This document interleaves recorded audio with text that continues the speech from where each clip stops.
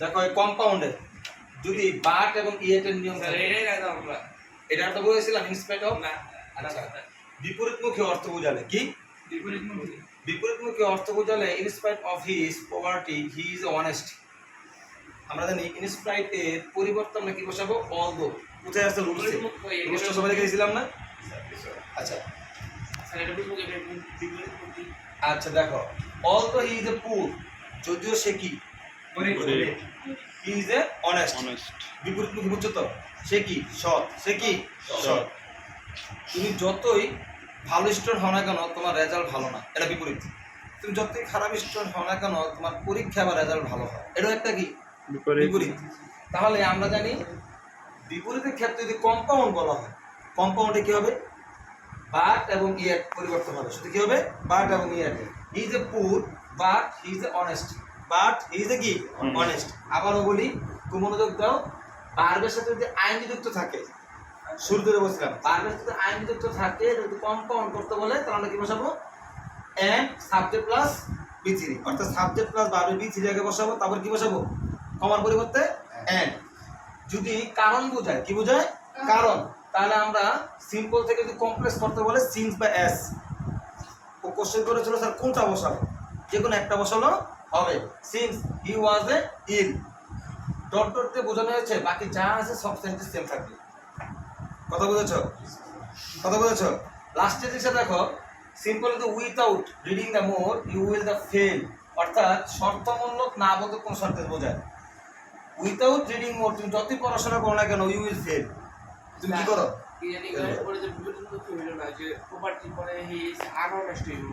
আচ্ছা, he is an honest. আমি উপরেরটা হি ইজ অনেস্ট।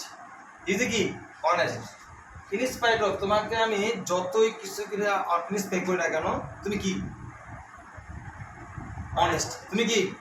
অনেস্ট। কথা বুঝতে পেরেছো? এটা বিপরীতমুখী না? অবশ্যই বিপরীতমুখী। তোমাকে আমি যতবারই বোঝাই না কেন তুমি সৎ পথে যাচ্ছ না। সৎ পাই কি? তুমি সারা জীবন সব অসৎ পথে থাকছো, এটা বিপরীত না? সৎ পথে। তাহলে আমি তোমাকে বোঝানোর জন্য যতবারই চেষ্টা করি না কেন, তুমি যত সম্পত্তি করো না কেন, তোমাকে সৎ থাকতে হবে। কি থাকতে হবে? সৎ থাকতে হবে। তুমি বিপরীতে যাও না, বিপরীতে যাও না, তুমি অসৎ পথে যেও না, এটাই তোমাকে বলা হয়েছে এখানে। তারপর দেখো, আনলেস ইউ রিড মোর। আচ্ছা, সিম্পল থেকে যদি কম্পাউন্ড করতে বলে, কি ক্ষেত্রে? না বোধক বুঝালে। কি বুঝালে? শর্তমূলক না বোধক বুঝালে। তোমাকে বলা হয়েছে তুমি যতই পড়াশোনা করো you will fail unless you read more. Unless you read more you will fail. কথা বুঝেছো? স্যার এই লাইনটা আবার বুঝুন না। কোন লাইনটা? স্যার নিচেরটা, ওই যে নিচেরটা দেখো, কম্পাউন্ড। কম্পাউন্ডের ক্ষেত্রে আমাদের এই লাইনগুলো থাকবে না। কমপ্লেক্সটা দেখো, without reading more, without reading more you will fail. যদি আমাদের এটা কমপ্লেক্স করতে বলে উইথাউট দ্বারা, কি দ্বারা? হ্যাঁ, উইথাউটের পরিবর্তে কি বসাবো? আনলেস। কি বসাবো? আনলেস। তারপর নিমন্ত্রিত সাবজেক্ট। নিমন্ত্রিত কি? সাবজেক্ট। মনে রাখতে হবে কমপ্লেক্সে আমাদের সাবজেক্টটা বসাতে হবে plus to be verb. Plus কি? To be verb. আবার দেখো কম্পাউন্ডের ক্ষেত্রে দেখো, মনোযোগ দাও।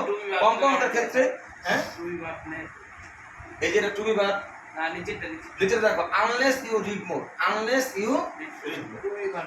এখানে টু বি ভার্বটা আমরা কেন উল্লেখ করি বলো তো? কারণ নিয়মে বলা হয়েছে আনলেস প্লাস সাবজেক্ট প্লাস কি? সাবজেক্ট প্লাস ভার্ব প্লাস কি? ভার্ব। কি কারণে? শর্তমূলক বোঝাচ্ছে। শর্তমূলক কিছু সেন্টেন্স বোঝাচ্ছে। শর্তমূলক বুঝো তো, যে তোমাকে এটা করতেই হবে। তুমি যে কাজটাই করো না কেন এই কাজটা তোমার করতেই হবে, এটা একটা শর্ত। এটা কি? একটা শর্ত। তারপরে আরেকটা নিয়ম তুমি মনোযোগ দিয়ে দেখো, ইফ। কি? ইফ। তোমাদেরকে আমি সেন্টেন্সে শিখিয়েছিলাম ইফ দ্বারা যদি সেন্টেন্স শুরু হয় তাহলে কি হবে? If you read more, if you read more you will pass, you will pass. If you read more, if you তোমাদের সেন্টেন্সে সবাই শিখেছিলাম না? কোনটা? দাগটা। কম্পাউন্ডের ক্ষেত্রে, কি ক্ষেত্রে? কম্পাউন্ডের ক্ষেত্রে উইথাউট, আনলেস এগুলা বসবে না। এগুলা পরিবর্তে কি বসবে? শুরুতে কি বসবে? সাবজেক্ট। শুরুতে কি বসবে? সাবজেক্ট। এখানে সাবজেক্ট কি হবে? ইউ। কি হবে? ইউ।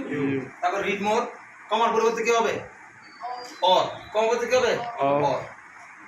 কি কারণে? শর্তমূলক বোঝায়। শর্তমূলক না বলতে কোনো বাক্য বোঝায়। কথা বুঝতে পেরেছি? হ্যাঁ, আচ্ছা। এখন আমরা এটা মুছে ফেলবো, মুছে ফেলে আমরা আরেকটা নতুন একটা নিয়ম করব। আচ্ছা, এটা কি দিকে রাখতে বলতো? তারপর আরেকটা নিয়ম খুবই গুরুত্বপূর্ণ, এদিকে ফলো মাই ক্লাস। আরেকটা নিয়ম খুবই গুরুত্বপূর্ণ, if plus affirmative. If plus affirmative সাথে যদি কমপ্লেক্সে থাকে, এটা যদি সিম্পল করতে বলে, কি করতে বলে? সিম্পল। তাহলে আমরা কি করব? বাই প্লাস ভার্বের সাথে আইএনজি। এই দুইটা সেন্টেন্স আছে কি? যদি বলে কম্পাউন্ড করতে, কি করতে? যদি বলে কি করতে, তাহলে আমি কি বসাবো? এন্ড এবং থার্ড পারসন সিঙ্গুলার নাম্বার থাকলে আমরা কি বসাবো? লেট। লেট দ্বারা শুরু করব। কি থার্ড পারসন সিঙ্গুলার নাম্বার, এজন্য আমরা কি করছি? লেট প্লাস কি অবজেক্ট, প্লাস কি অবজেক্ট, প্লাস ভার্ব, প্লাস কমার পরিবর্তে এন্ড, প্লাস বাকি অংশ। এটা কি থার্ড পারসন সিঙ্গুলার নাম্বার? প্রথম সেন্টেন্সে থার্ড পারসন সিঙ্গুলার নাম্বার না, ইউ। এইজন্য আমরা কি করেছি?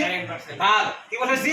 ভার্বের বাকি অংশ, অর্থাৎ ভার্ব প্লাস কমার পরিবর্তে এন্ড, প্লাস বাকি অংশ।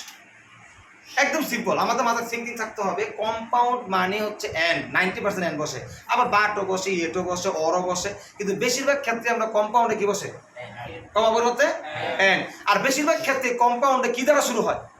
ভার্ব দ্বারা শুরু হয়। কি দ্বারা শুরু হয়? ভার্ব দ্বারা শুরু হয়। আমার মাথায় থিঙ্কিং এটা থাকলেই হয়ে যাবে। বেশিরভাগ সেন্টেন্স সিম্পলে ভার্ব প্লাস আইএনজি হয়। সিম্পলে কি হয়? শুধুমাত্র এই একটা সেন্টেন্স বেশিরভাগ ক্ষেত্রে ইফ প্লাস অ্যাফার্মেটিভ সেন্টেন্স, আমরা কমপ্লেক্সে আমরা দেখেছি ইফ দ্বারা শুরু হয়। দেখো, বাই প্লাস আইএনজি সিম্পল, ভার্বের সাথে আইএনজি, ওটা কি সিম্পল। ভার্বের সাথে আইএনজি নাই, ওটা কি কমপ্লেক্স। আর যদি ভার্ব দ্বারা শুরু হয়েছে, ওটা কি কম্পাউন্ড। আমার কথা বুঝতে পেরেছো? কে বুঝো নাই বলো এখন? তাহলে আজকে আমরা যে নিয়মগুলো শিখলাম, ছকের নিয়ম করা ছিল, ছকের নিয়ম করা ছিল শীতের 7টা। এই 7টা নিয়ম, এর আর একটা নিয়ম, 8টা নিয়ম করলে প্রায় 99% সিম্পল কমপ্লেক্স কম্পাউন্ড শেষ। আশা করি তোমরা এটা এই শীটটা মুখস্থ করবা, এই রুলসগুলো মুখস্থ করবা। Thank you so much.